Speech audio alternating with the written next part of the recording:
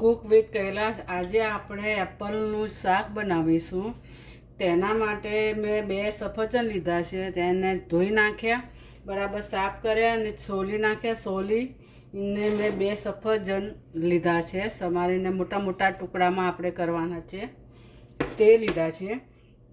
મેં એક પેન લીધું છે. પેનમાં મેં 2 ચમચી તેલ નાખ્યું છે. તેલ ગરમ થઈ જાય એટલે આપણે થોડું જીરું નાખીશું. અડધી ચપટી જીરું નાખીશું. ચપટી હિંગ નાખીશું. 7 કળી લસણની લીધી છે તે નાખીશું આપણે.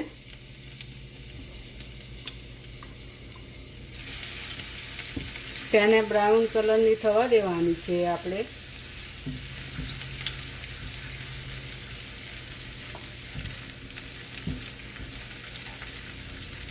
બ્રાઉન કલરનું થાય ત્યાં સુધી આપણે એને સાતરવાનું છે લસણને. મેં એક નાની ડુંગળી અડધી લીધી છે તે નાખીશું.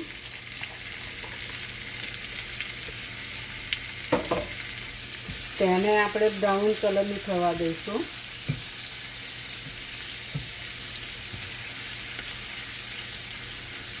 બ્રાઉન કલરની થાય ત્યાં સુધી આપણે એને થવા દેવાની છે.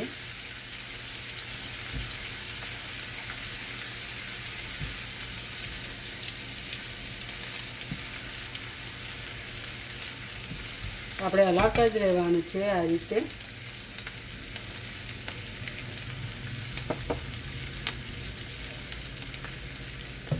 બ્રાઉન કલરની થવા દેવાની. એપલની સબ્જી બહુ સરસ બને છે, ખાવામાં સ્વાદમાં બી સરસ બને છે.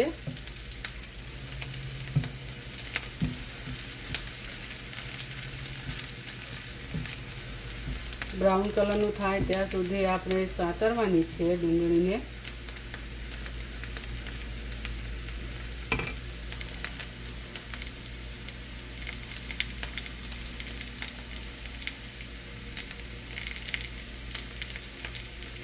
તેમાં મેં 3 લવિંગ લીધા છે અને 2 તજના ટુકડા લીધા છે તે નાખી દઈશું.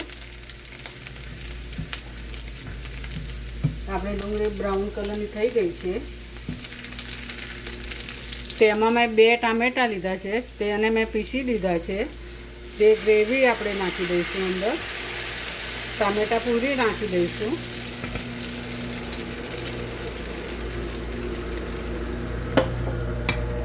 થોડીક વાર રહીને આપણે જોઈ લઈએ. આપણે ટામેટાની પૂરી અંદર નાખી દીધી છે અને તેલ છૂટે ત્યાં સુધી આપણે પૂરીને થવા દેવાની છે. થોડી વાર રહીને જોઈ લઈએ. હવે આપણે જોઈ લઈએ. હજુ આપણી થઈ નથી ગ્રેવી.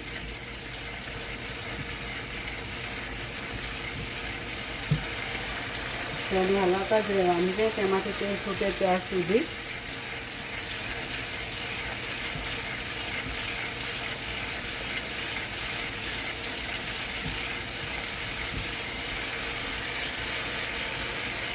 એપલની સબ્જી બહુ ફાઇન લાગે છે.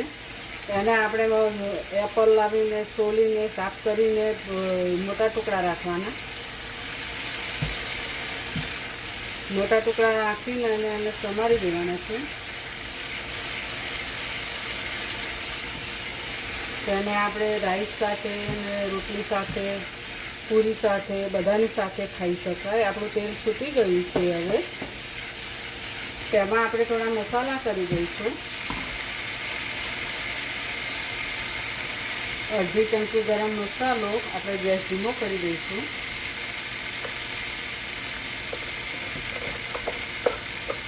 અડધી ચમચી ધાણા જીરું,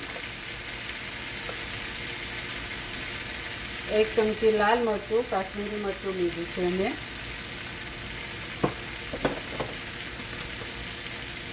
થોડી હળદર નાખીશું. તેને બરાબર મિક્સ કરી દઈશું.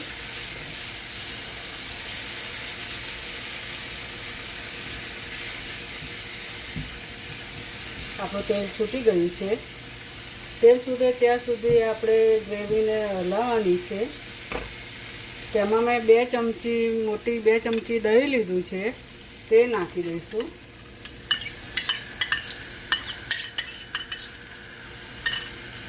તેને બરાબર દહીં નાખીને આપણે હલાવવાનું છે, નહીં તો દહીં ફાટી જશે.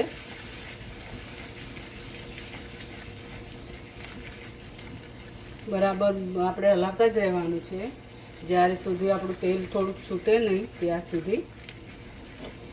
એમાં મેં થોડું આ ટામેટાનું પાણી હતું તે વેળવીએ અંદર.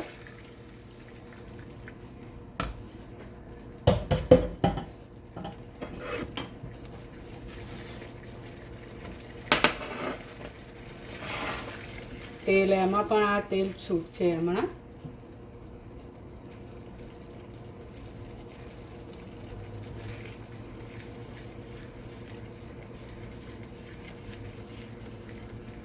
તેલ છૂટે ત્યાં સુધી આપણે હલાવતા જ રહેવાનું છે.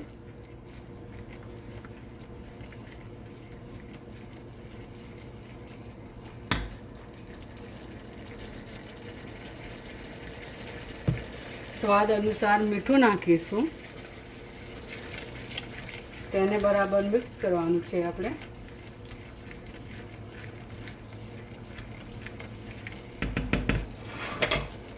થોડી વાર ગ્રેવીને થવા દઈએ.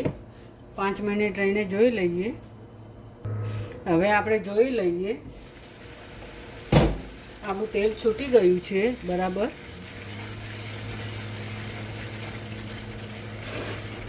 તેમાં આપણે 2 એપલ સમારીને મૂક્યા હતા તે જ નાખી દઈએ.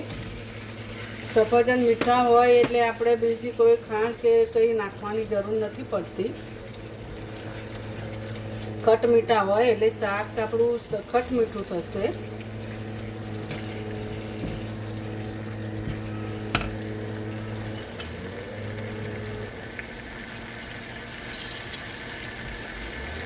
તેમાં અડધી વાટકી જેવું પાણી નાખું છું.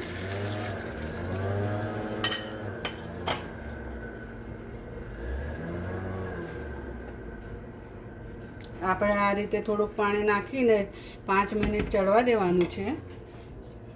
તેને ઢાંકી દઈએ. પછી 5 મિનિટ રહીને આપણે જોઈ લઈએ. હવે આપણે જોઈ લઈએ. આપણું તેલ છૂટી ગયું છે.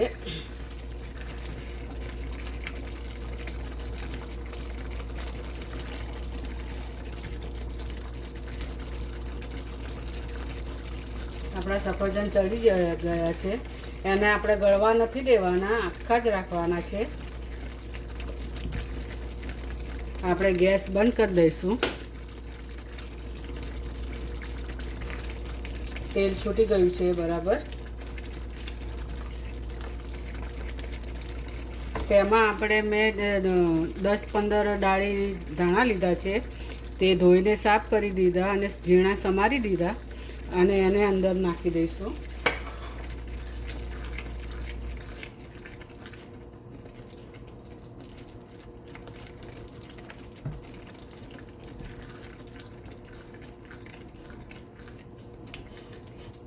સફરજનની સબ્જી આ રીતે જ બને.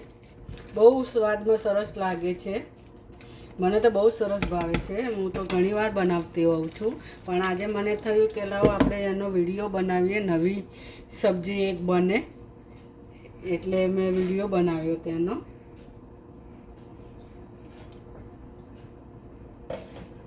બહુ ફાઇન બને છે. થોડીક વાર રહીને જોઈ લઈએ આપણે 5 મિનિટ રહીને.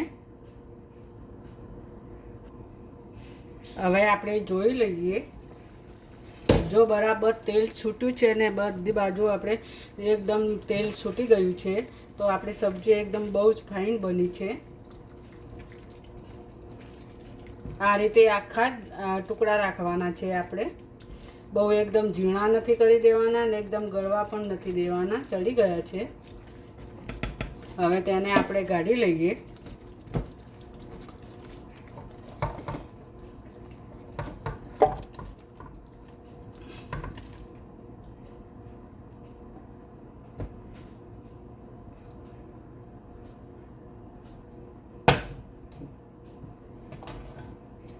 બની છે આપણી સ્વાદમાં સરસ, બહુ સરસ બની છે. અને રોટલી સાથે, પૂરી સાથે, રાઈસ સાથે, બધાની સાથે આપણે ખાઈ શકીએ. બહુ ફાઇન બન. તમે પણ બનાવજો અને કહેજો મને કે કેવી બને છે. ફરીથી મળીએ નવા વિડીયોમાં. ત્યાં સુધી બાય બાય.